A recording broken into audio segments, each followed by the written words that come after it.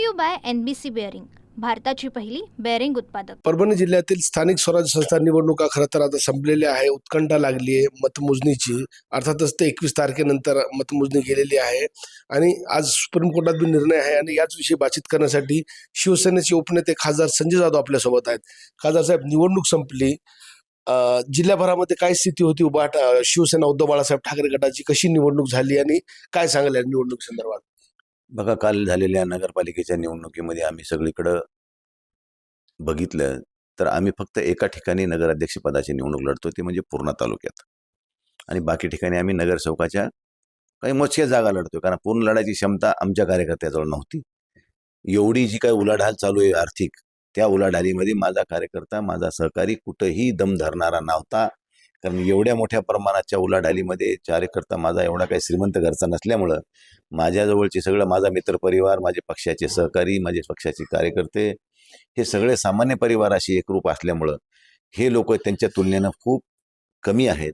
आणि म्हणून आम्ही जिथं शक्य आहे, जिथं माझ्या कार्यकर्त्याचं नेटवर्क चांगलं आहे, जिथं माझ्या कार्यकर्त्याचं काम चांगलं आहे, अशा ठिकाणी कामाच्या जोरावर आम्ही मतं मागण्याचा प्रयत्न केला आहे. शेवटी माय बाबा जनता देईल न देईल ते नंतरचा भाग राहिला, परंतु आम्ही जिथं शक्य आहे तिथं निवडणूक लढलो, जिथं अशक्य आहे तिथं लढलो नाही. तुम्ही म्हणले उलाढाल, नेमकी किती उलाढाल झाली आणि कोण केली?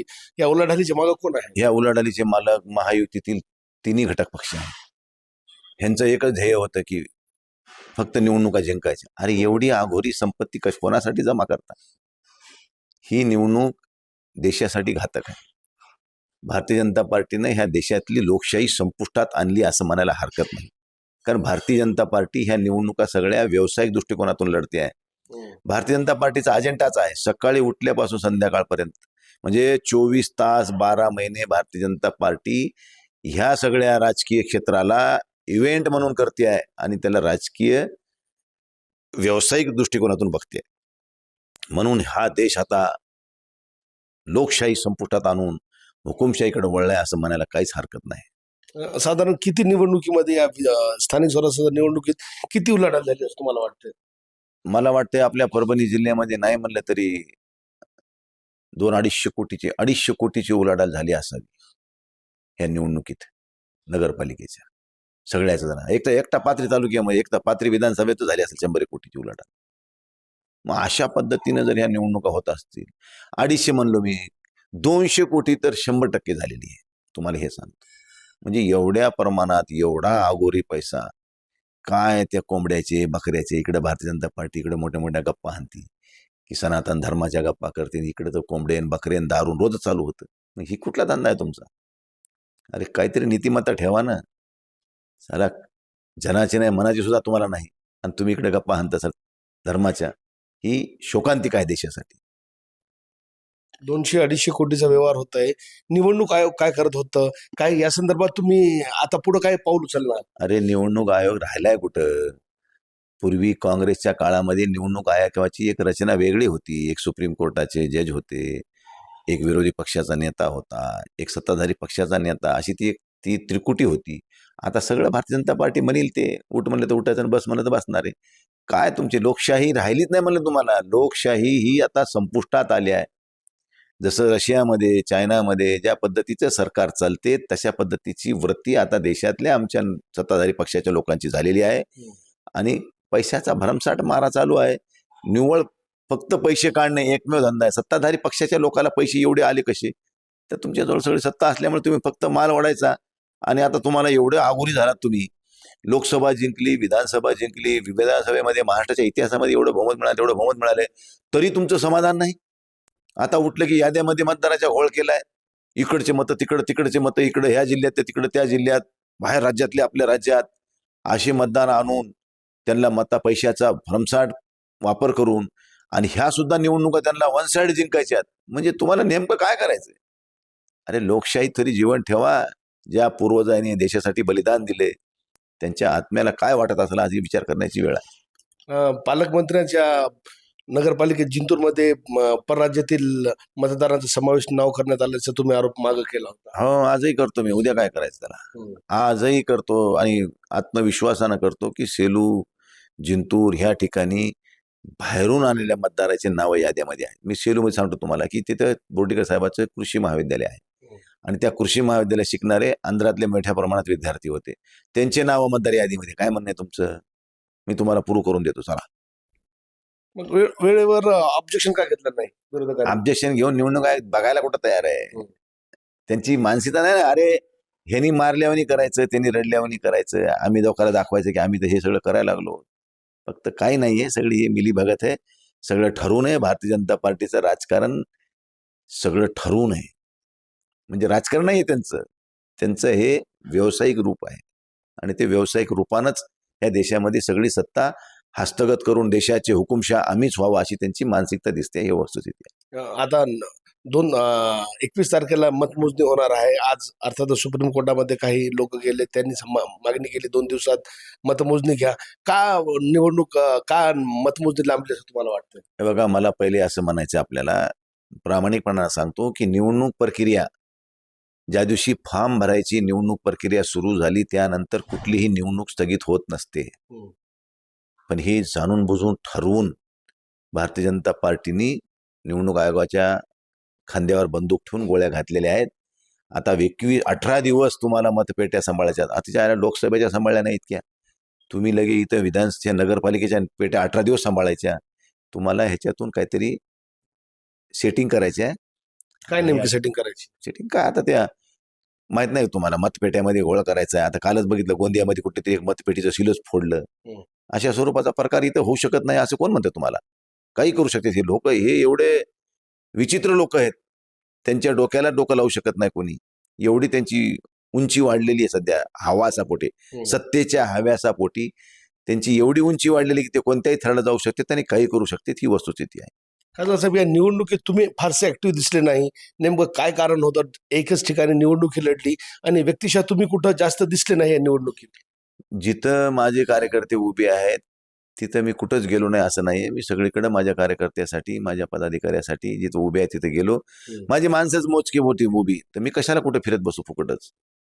त्याच्यामुळे मी जिथं माझा माणूस उभा आहे तिथं जाऊन मी त्याच्या निवडण्यासाठी प्रयत्न केले. आता डॉक्टर केंद्रेसाठी केले, आमचे संतोष शिकलारेसाठी केले, मी सेलूला गेलो आडळकर साहेबासाठी, मी पाथरीला नाही गेलो, मी मानवतला गेलो बारातेसाठी.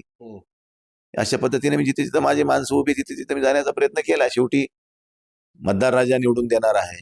आता एवढीच मोठ्या प्रमाणात उलाढाली चालू असताना ह्या ठिकाणी आमच्या ह्या वावटळीमध्ये आमचे माणसं किती दम धरणार आहेत? त्यामुळे बाबा कार्यकर्तेच म्हणले, बाबा साहेब लय मोठी उलाढाल व्हायला लागली, आम्ही काय लढणार नाही. मग जे लढू इच्छित होते त्यांनी लढले, जे नाही म्हणले ते राहिले. एवढी मोठी उलाढाल आहे, मग आता महानगरपालिका निवडणूक आहे, त्याला कसे सामोरे जाणार? तुम्ही म्हणतायत की इकडं एवढा मोठ्या प्रमाणावर पैशांचा वापर होतोय, मग आता महापालिका निवडणुकीला कसं सामोरे जाणार तुम्ही? आता महापालिका निवडणुकीत सुद्धा माझ्या पक्षाच्या कार्यकर्त्यांची मानसिकता लढायची का नाही लढायची इथून सुरू आहे. कारण एवढ्या मोठ्या प्रमाणात जर हे भारतीय सत्ताधारी पक्षाचे लोक पैशाचा वापर करत असतील तर माझा सामान्य कुरुबात परिवारातला एखादा सामान्य माणूस कुठून लढणार आहे? बाळासाहेबांनी ज्या पद्धतीनं आम्हाला समाजकार्य करून ह्या ठिकाणी राजकीय क्षेत्रामध्ये एक नावारूपाला आणलंय, ती आता संकल्पना भारतीय जनता पार्टीने पूर्ण मोडीत काढली आहे. बाळासाहेबांच्या काळामध्ये भारतीय जनता पार्टी काय होती आणि आज भारतीय जनता पार्टी काय आहे? म्हणजे सत्तेतून पैसा आणि पैशातून सत्ता हे समीकरण भारतीय जनता पार्टीने अवलंबले. त्यामुळे त्यांना फक्त सत्ता पाहिजे. मग त्याला किती पैसे लागले ह्याचं अगणित आहे. पैसा टाका, पैसा काढा, एकमेव धंदा भारतीय जनता पार्टीचा. परभणीच्या वसमत रोड या ठिकाणी काही प्रभागामध्ये परराज्यातील मतदारांचं नाव समावेश करण्याचा आरोप काही नागरिक करतायत. आम्ही ते नावं काढण्यासाठी महापालिका आयुक्ताला, निवडणूक अधिकाऱ्याला सूचना केलेल्या आहेत. त्यांना त्याच्या लेखी स्वरूपात त्यांना आम्ही निवेदनं दिलेली आहेत. काय काय भूमिका घेतात बघू. पण मतदानाच्या दिवशी आमच्या प्रत्येकाच्या वार्डामध्ये कोण कुठं राहते, कोण कुठं नाही, कोणाचे घर किती आहेत, कोणाच्या घरात किती माणसं आहेत, आम्हाला माहिती आहे. अभ्यास आहे आमचा जन्म इथं झालाय आणि शहर आमचं काही लय मोठं नाही मुंबई पुण्यासारखं. त्यामुळं जिथं चुकीचं होईल किंवा कोणी बोगस मतदान करण्याचा प्रयत्न करील तर त्याला आम्ही झोडून काढू. लक्षात ठेवा.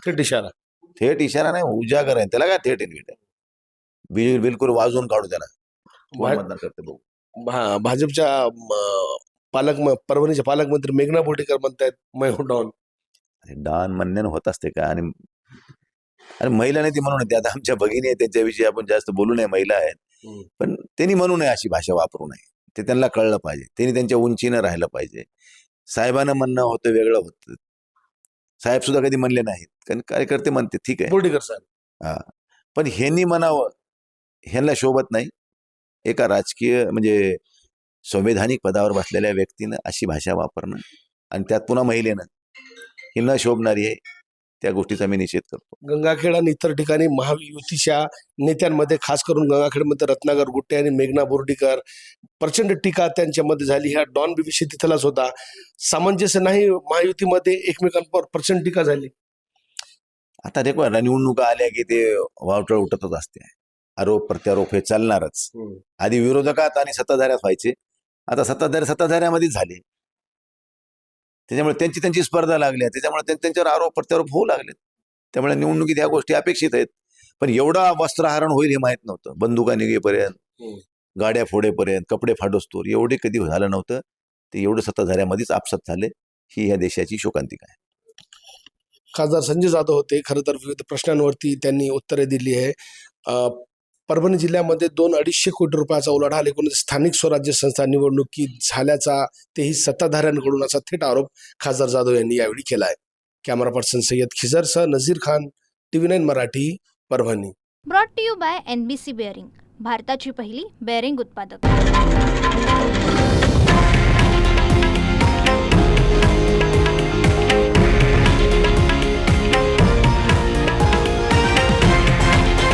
हे आहे देशातील नंबर 1 न्यूज नेटवर्क आणि आपण पाहत आहात TV9 मराठी, एकमेव.